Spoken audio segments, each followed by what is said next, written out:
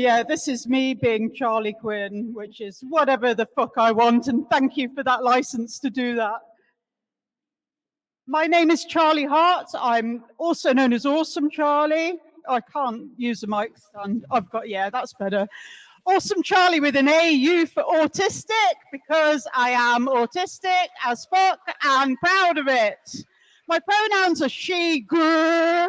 My adjectives are autistic and awkward as fuck.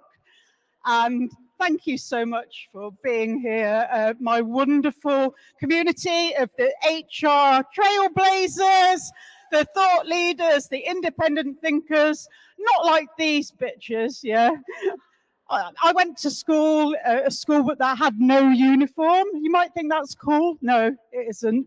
It meant that the fashion police, the trendies, they ruled the school. And if you didn't fit in with their norms, then you were unacceptable.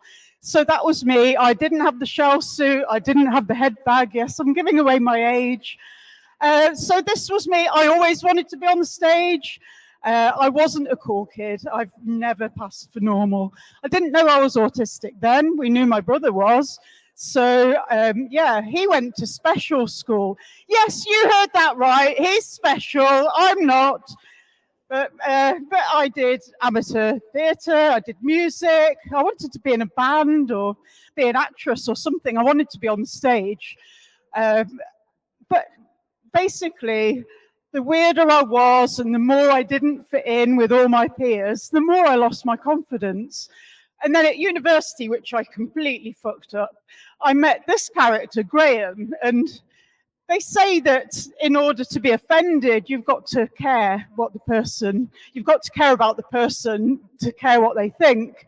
Well, I cared a lot about him. I had him on a pedestal, but he told me that I was awkward, that I didn't make the right kind of eye contacts, that I walked funny, that I spoke too loud, I overshared.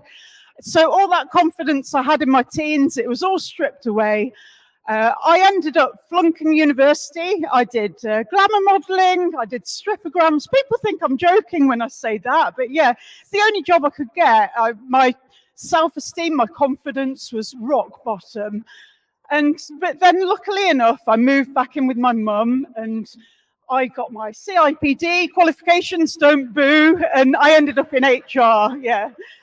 So, but 15 years working in HR, trying to fit in and do the societal idea of normal and what people expected of me, and my confidence was shattered.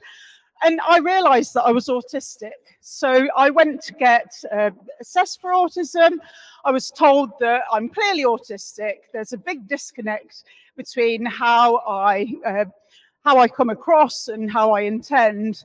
But I'd been trying to perform normal. I was doing this little dance of shaving off all of my spiky corners to fit in HR. And this was exhausting. So I was chronically overwhelmed. I had recurring depression. I felt pretty broken. But then finding out that I was autistic, I realized actually, I'm not broken. I'm just wired differently. And yeah, Gordon Graham, he's the only character in my book whose name I'm not going to change. Yeah, he can just, do one. So I became Awesome Charlie with an AU for autistic, and yeah, thank you so much. And I got my confidence back.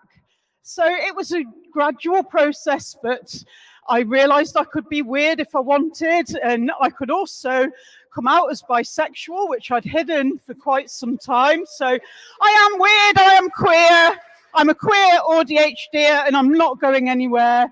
And I now speak for a living, so fuck Gordon Graham, who said that I'm too loud and I overshare, because I get paid for this stuff now. So the joke's on him. And I'm in a fucking band. So I'll be weird if I want to, as peculiar as I like. And if you don't like it, you can take a hike. And I'll keep on being queer as often as I like. And thank you very much for having me and for tolerating my weirdness. And yeah, there's a lot of that in this room, I know. So I've been awesome, Charlie, and yeah, this is my favourite place to be. And how have I gone back to that side? Well, what a fantastic exit! I'm just going to go and hide now. Yeah, thank you very much.